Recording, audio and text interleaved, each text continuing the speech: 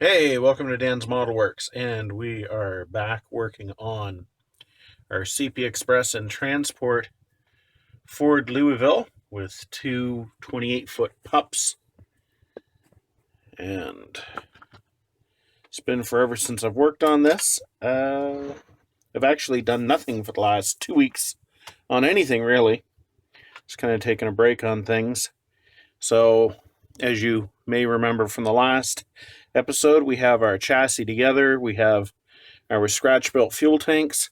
They're going to get definitely rustified at some point in the future. This episode, I want to get most of our cab work done, with the exception of painting our medium blue. And the reason I'm going to hold off on an overcoat of medium blue is I still don't know exactly how I'm going to do the letters. I would like, ideally, to get some white letter set or dry transfers in medium Helvetica and apply those to some decal film. Or, failing that, and this is possibly a little shout out to people, if you know a person or a company that will do custom made decals in white, if they can take artwork that I email to them and then print it using something like an Alps printer and mail me the decals ready to go, that would be ideal as well. For the actual trailers, I'm not too worried about it, because the panels on the sides that have the logo and everything, they're basically thin pieces of metal riveted onto the side of the trailers. But as you can see from the door here, that name is fairly prominent. And as well, I need to have the nose numbering there too. So it's going to be on to the interior and the cab mounting and everything like that. Hopefully we'll get the fifth wheel on. Possibly get the exhaust done. Like I said, the actual painting of the cab, outer portions, that's going to be for a later video. I don't think it's going to slow us down, because if I remember, the bucket just kind of slides up in here, and it doesn't have to be put on till quite late in the actual process. So I just had gone to my local hobby shop. I won't tell you how much I paid for this, because everyone's going to say you can get a lot cheaper in the US. But at any rate, I was just at my local hobby shop, and I was surprised to see that Tester's liquid cement was back on the shelf, because I know it was the middle of last year, I believe, that actually maybe the beginning of last year, Natasha and I were informed they couldn't get this anymore. It just wasn't being shipped to Canada. So we had lots on hand anyway, but as our supplies were dwindling, what I ended up doing was taking Humbrol liquid poly and basically pouring it in empty Tester's bottles. The Tester's bottle is way better than this bottle, as is the brush. And, well, that was fine. That was an okay solution. So I was kind of surprised to see that they had these in stock. And one of my commenters mentioned that Tester's is part of the Rust-Oleum Corporation.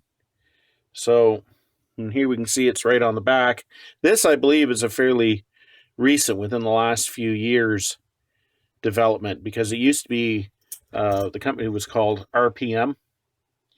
So it's good to see that here in Canada we can get authentic Tester's liquid model cement again. I don't use this all the time. A lot of times, if I want something that's going to work fast, I'll use the Plastruct plastic weld, or Flexifile, or Ambroid. All of these are empty. Exactly why they're still here, I don't know. If I want a really fast bond, I like using those. This is a good medium glue. And if I want something with kind of a thick body to it, I'll use the Tamiya cement. And It's difficult to see, but this is not nearly as runny as the testers. So if you want a little bit of body to whatever you're gluing, you can use this. But yeah, it was good to see that this is available again. Now, as we look at the inside of this, and I realize that it's not showing very well on the screen, the contrast is almost non-existent here. We do have some rudimentary detail here. We have a door pull at the top. We have a door handle here, and then we have the winder for the window regulator right there. And it's all pretty much just barely there. So I have a mold for some window winders right here. And for a video on how I made these right up around here, hopefully. There'll be a link coming up on making window winders for your models. That's where this mold came from. So I'm going to make a couple of window winders. And I'm going to make some door pulls, which basically they were just... it was also an armrest with a pocket in it, is basically what that should look like. And then, of course, I'll do something about making a door release there. And we'll bring you back when I've got all that done. So as promised, here is the interior detail added to our sidewall.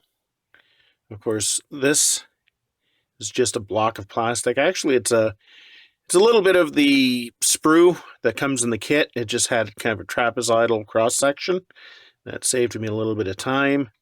This is my window winder molding, and this is just a bent piece of plastic. I'm not sure which spot the winders should have been in. Last time I did a Louisville, I put the winder down lower. This time I put it up high. Probably did it wrong. If I did, just be quiet. So that's been taken care of. One of the next things I'm going to improve here is this is the passenger seat, and it looks like it's been chiseled out of a solid block of granite or marble or something. So I'm going to add a little bit of plastic onto this and do some filling and carving just to make it give a little bit of relief. The driver's seat comes on an air ride spring base, which is fine. Now there's no detail on the back of these seats. That's not a big problem because they do not extend past the back of the cab, so I'm not going to worry about that. Here you can see the styrene I've added to the sides. I'm going to be trimming all that back and ferrying it in with some putty, just so that we get a little bit of, a bit of visual difference between the top of the seat and the base. Here's the passenger seat after having the bottom cushion kind of beefed up a bit, so that it doesn't look like it's all one piece anymore. Now, I could have really gone overboard and sliced off everything underneath here and made basically a skeleton strut frame, which is probably what the real truck had, but I just didn't think it was going to be worth it once this is buried inside the cab. I've mounted the air tanks that go into the cab. These are the AMT parts, however, I've added some strapping to them, which is visible on the picture of the real truck. Once again, all this is going to be all grimy and rusty and everything like that. Okay, so here's our passenger seat all painted up. I realize with the cab being a very dark gray blue color, that the seat probably should be some sort of blue vinyl as well, but I wanted it to stand out a little bit, so I went with a brown. I think this is Tamiya NATO brown. It's just supposed to be a plain Jane vinyl anyway. So as you can see, the top of the seat cushion stands out from the base, which I think looks a whole lot better than it would otherwise. And I really didn't do anything different to the driver's seat. I did paint the shock absorber a yellow color, It could have been red, but at any rate, I'm going to be gluing these into the cab bucket in a second. And you can see that I've got the window winders and I've got the door releases in place. And I did check some pictures of some interior Louisvilles, and yes, this is supposed to be the window winder handle, and that is where the door latch is. On my Coke truck, I did screw up and make them bass backwards there. So the underside, the air tanks I've painted black. They're going to be heavily rusted, as will this supporting structure here. The rest of it is basically Tamiya iron, I believe, which is kind of a nice grungy metal color. I like using that for some underside parts. So that's where we are now with the interior. I've got the bucket probably about 90% done here. The only thing I don't have in is the gear shift lever. I have drilled a hole in the floor for it. AMT gives you this funky part that kind of comes out from the firewall. So it has this, I don't know, kind of this shelf that comes out with a little gear shift on the top of it. I'm sure that was an option on some of these, but most of the over-the-road ones I've seen just have a plain old big gear shift coming up from the floor. So I haven't built that yet, but I will at some point in the future, so I've already got the hole in place for it. And here is our dashboard, and I dry brushed the markings on the gauges. They're faint, but if you try to get them any more solid, then you risk, the whole thing kind of getting flooded out by white paint. But I think it looks pretty convincing. Certainly looks like all the pictures of Ford Louisville instrument pods that I've seen. They all seem to have the same basic dashboard in them. So this will be glued in next. I'm not going to glue in the actual steering shaft till later, once I get things more settled in on where they're getting glued onto the truck. Our chassis work continues to come along. I've got the plate where the fifth wheel attaches glued in place. Now, the fifth wheel, I'm not actually going to glue it in place until I see how my pups are sitting. This is from the kit. It's a really, really chrome, shiny part. I painted it flat black. Once again, it's going to get some rustification going on there. Here is the lube finder from the kit. I should have glued it on sooner, but I didn't. It's going to be painted gloss black with a lot of rust on it as well. And that's actually where it appeared on the real truck. I've got the two exhaust pipes here, and you can see that one has a nice bend to it, and the other one has a 90-degree corner. The one with the corner is the way they were molded. So what I've done is the one that's a little closer, I've sanded that down. You can also see there's kind of a substantial sink mark. If I can get it to focus on it, that's got to be filled as well. So here's our two exhaust pipes painted up, and they're ready to be glued onto the underside.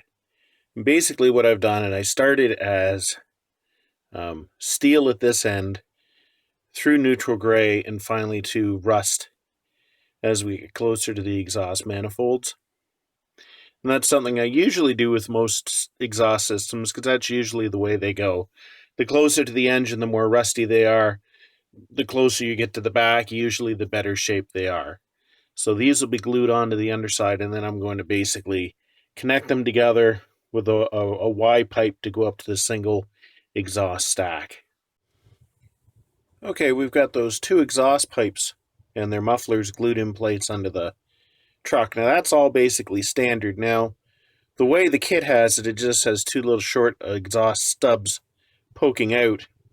What I've done is I've connected these together with a pipe, and obviously there's going to be another pipe coming off of this, teeing off, and it's going to come up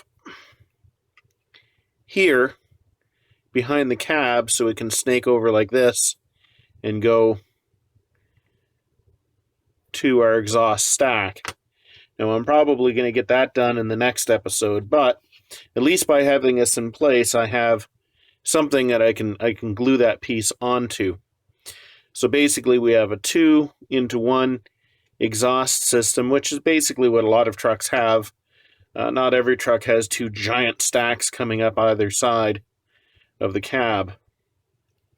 So I'm going to be touching up the paint on this and just leaving one bare spot for my pipe to come off of, and then I'll touch that up later. So not all of my spare parts are this well organized. Most of them aren't. But some of them I have actually managed to sort out. So what I do whenever I get around to it is I take freezer bags, and because they're tougher than sandwich bags and storage bags, and I'll put all the spare parts from whatever type of kit, and then I'll write on the bag. Now sometimes they fit into a small bag, sometimes I need a bigger bag. You can see some of these are pretty huge. But what I'm looking for is this Pt3 Ford wrecker. Let's see if what is in there is what I remember there being in there. And yes, these have still not made it to a display shelf.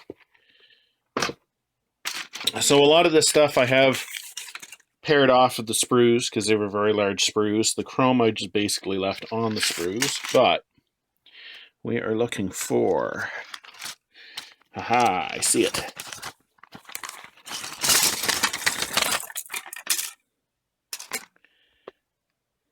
Perfect. We have an exhaust pipe to put behind our cab, and it's a single, because I remember this kit came with some duals, and it also came with a single.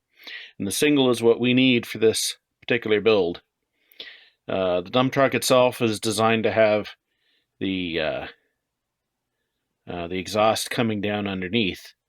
And oddly enough, if you build it as a tractor, it doesn't give you a stand-up exhaust pipe. So, we've got that bit we need.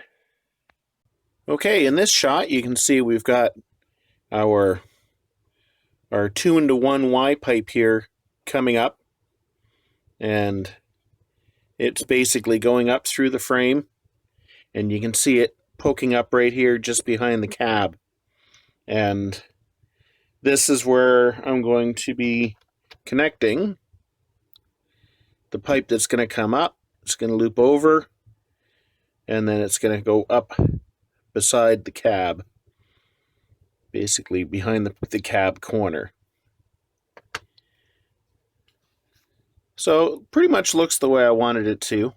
I am probably going to be putting a little bit more rust staining on this, especially right around where it comes up like this. That seems to be a spot where it gets kind of rusty.